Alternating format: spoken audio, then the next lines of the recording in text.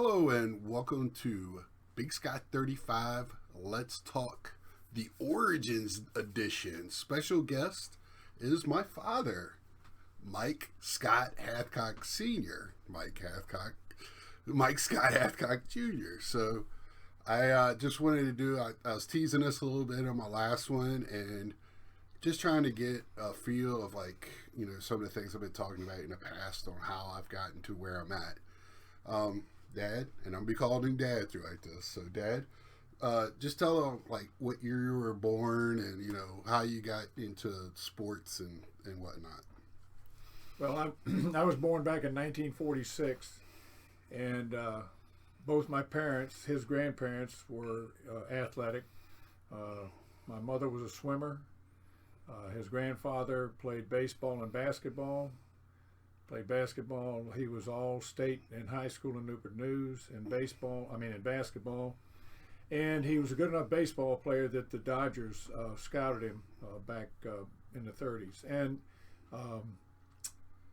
he played basketball at Randolph-Macon, tore his knee up, and had to give up any aspirations for Major League sports. Then the Depression and World War II interrupted everything. And so naturally, when I was born, they both introduced me to sports right away. I used to listen to it when I was little on the radio. I don't remember much of that.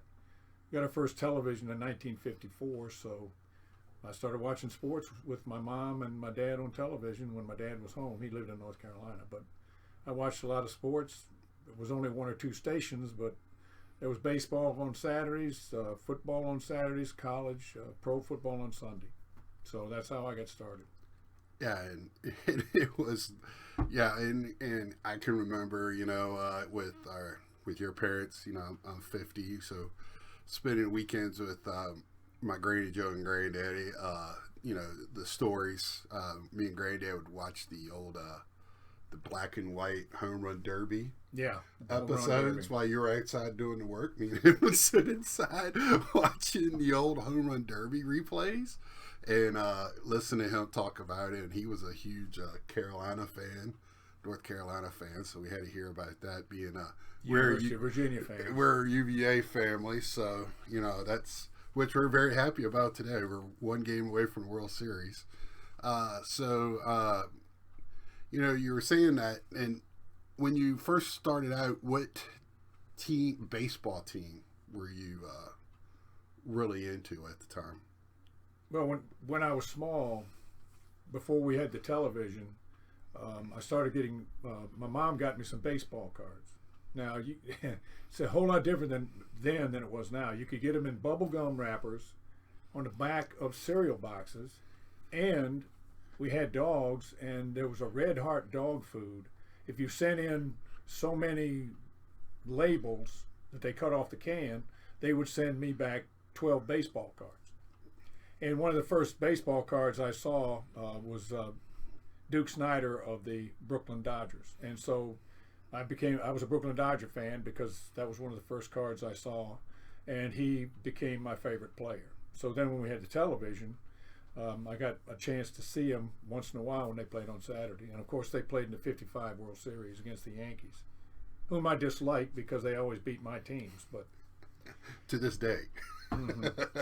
But I mean, that's how I started liking the Dodgers, because the one of the first baseball cards.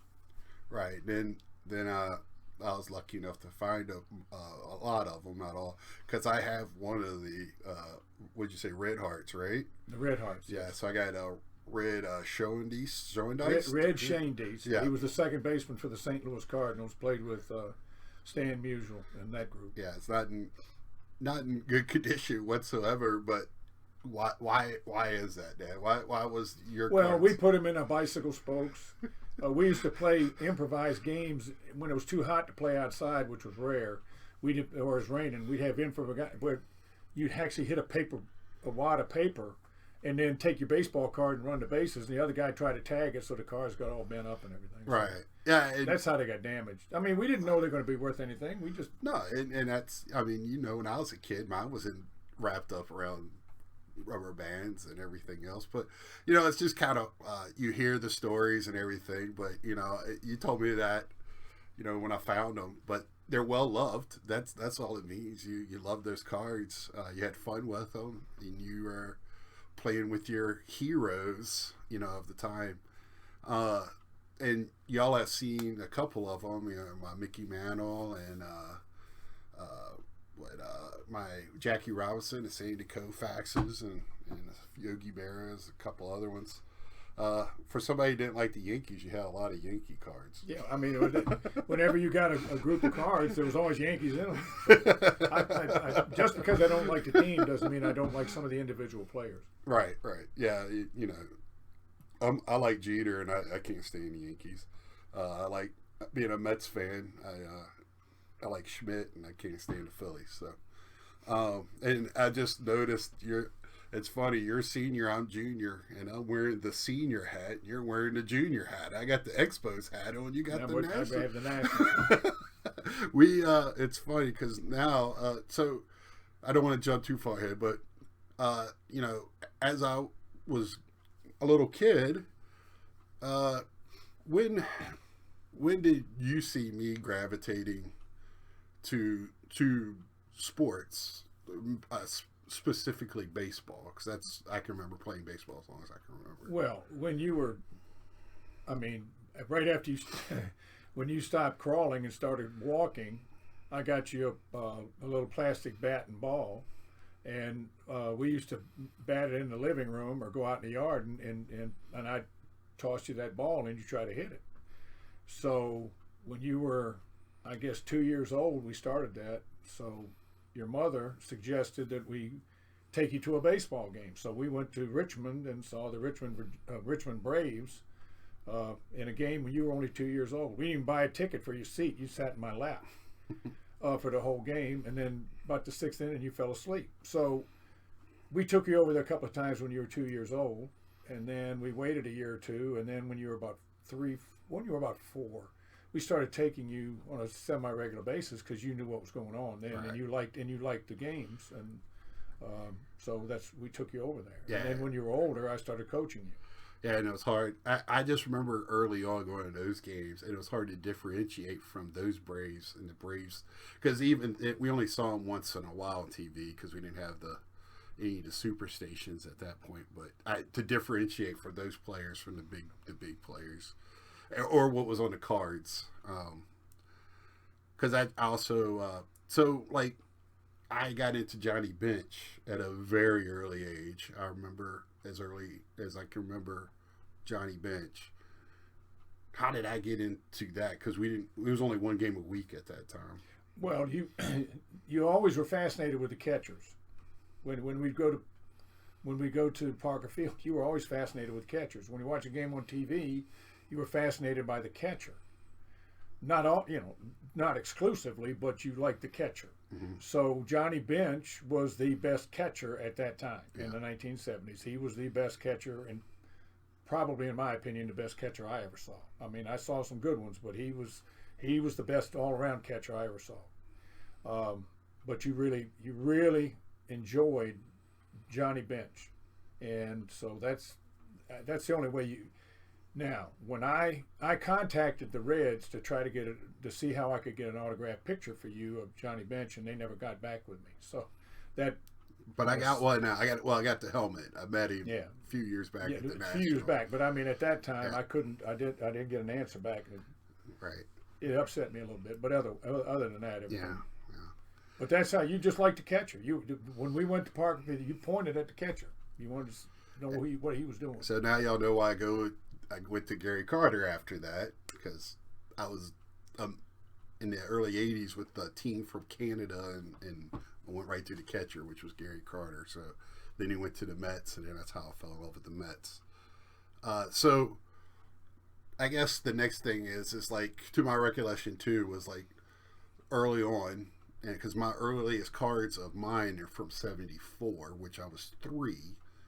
So, the way I remember it was me and you would look at the cards and talk about the players. Is that the way you remember that? Well, yeah, we talked about the players and discussed, what position they played, how they played, how long they've been in the league. They were still putting the statistics at that time on the back of the card. Right. I haven't looked at any new cards, so I have no idea what they're doing now. They do for the most part, but especially the flagship, the Topps card, they do. It's the same old, And for a while, they stopped putting all the years if you had a lot of years, but they do for the most part. Because he's had a hard time finding cards for me. I have him on a search too, which you can't find now.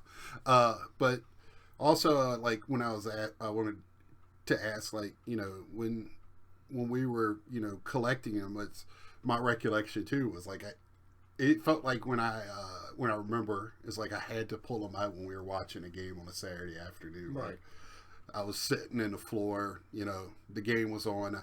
I had a Bee Gees lunchbox. I still have it to this day that my cards were in with rubber bands. And then they graduate to Nike boxes, and then you see what's behind me today on my wall. So I was lucky enough for you to coach me in baseball. I was lucky enough we had a yard big enough where we played baseball in with the neighborhood. We had our all-time pitcher. And I worked graveyard shift. So you guys would come home, get off school bus, and come in and wake me up, and I'd go out in the yard and play with you guys. And then we'd eat dinner, and everybody had to do their homework. And then then I'd go to work that night. Yeah, and then, and the other unique thing, and I brought up before, was like, in the early 80s and late 70s, you did broadcasting for sports, high school sports. Mostly. I did high school basketball and football for 5 years. Right. And I had a sports call-in show on Saturday morning from September to April. Yeah. I didn't do it during the spring and summer because in this area, baseball, the spring sports weren't as popular as basketball and football, so it was a call-in show, and people didn't call in because they weren't interested. Right. Also, you wanted to.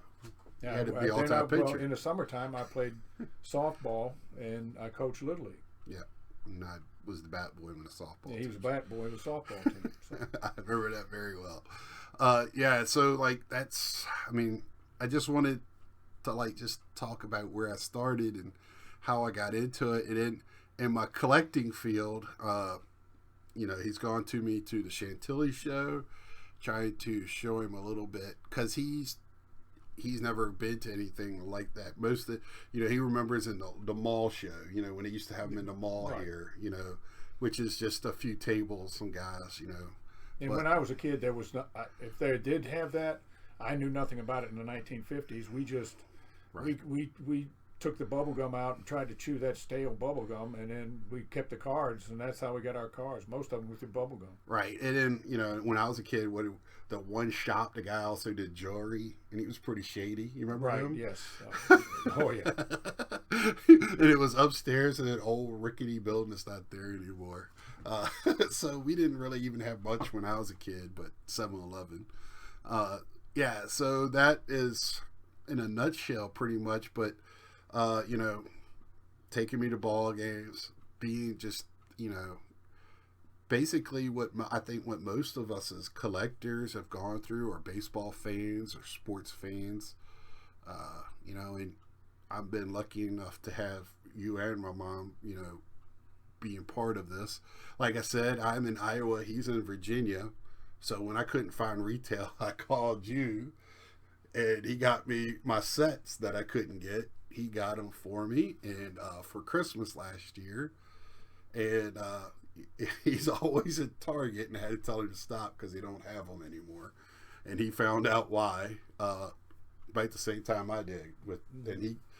And I have a nephew that you used to find cards for all the time, and he stopped collecting because he he went from baseball to track to lacrosse. So. Yeah. And now he's roping horses, which is he's roping horses, so not a bad thing. He's rodeoing, so yeah, he's staying active. So that's it. I just wanted to introduce my father. When I go to Chantilly in October, he will be with me.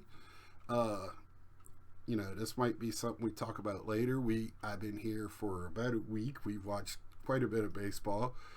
We have a wooden bat team now in our city that everybody's really excited about. What is it? First year, second year college kids? It's their first and second year college kids, and it's a wooden bat independent league. Right, and they're playing on my old high school field, which is beautiful now. Which is beautiful then, but wow, they've taken it up and now it looks like a minor league ballpark. Geesh, with everything they've done with it. And so we're going to probably watch the Cubs and Cardinals tonight because there's nothing else on. We watched our Virginia team tie it up today. So anything else you want to add about sports? And No. this is a hobby, so I mean I do talk about the hobby, but I just wanted to kind of introduce people why. Well, it just starts with the generations. My great grandfather introduced my father to sports, and it goes down the line. Right. I was fortunate that both of my parents were athletic. My mother was too. She played softball and swam. Right. I remember watching baseball with her on Saturday, and she could explain stuff to me just as well as talking to you. She grew up in the Chicago area and was a White Sox fan. There you go. Yeah, and I mean these people know I'm a big Hurt fan, so you know. They used to get on the bunch of the kids to jump on the bus and ride to the ballpark like we used to go to the movies when I was a kid. Right. Yeah. So there you have it. Just wanted to do a quick little talk with my pops while I was here and introducing everybody just a little background on why I do this. So until next time, leave a share, like, tell a friend, subscribe. Don't cost you anything. And see ya.